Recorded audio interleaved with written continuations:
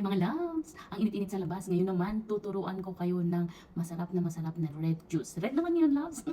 Ako gusto ko yung mga makulay na mga juice, love. Lalo na pag mainit-mainit sa labas. Katulad yan ng init-init sa labas. Ito, love, is viscous flour.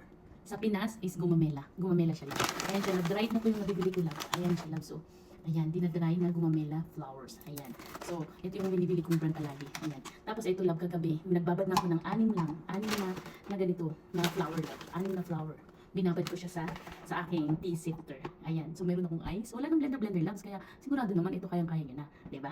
So, ito, may ice ako dito. Tapos, ito yung aking tea na binabad overnight. So, gagabi, bago ako matulog, love, nagbabad na ako.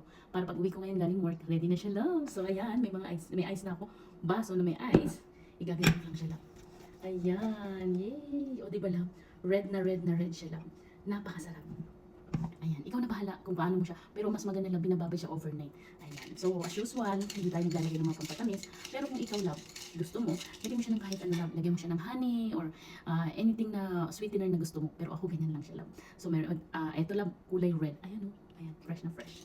So, ibabad mo siya magdamag or kahit ilang oras lang, love, sa mainit na tubig. So, tikman na natin. Ang sarap. Ang sarap-sarap. Very refreshing. Tapos, may pagka-earthy taste siya, love. Ayan. Ayan. So, ito yung sinasa. Para sa akin, love, ito na yung wine ko ngayon. Ito na siya. Or pwede mo siyang tawagin Bloody Hibiscus. Diba kasi may Bloody Mary? So, ano pang gusto mo, love? Ayan. Ayan. Pag gumawa ka na, try mo. At very good siya, love, sa mga high blood. Oh, ang lamig. Ang sarap-sarap. So, wala nang asukal. Very healthy pa ang drink mo. Okay, love? Gawa ka na din?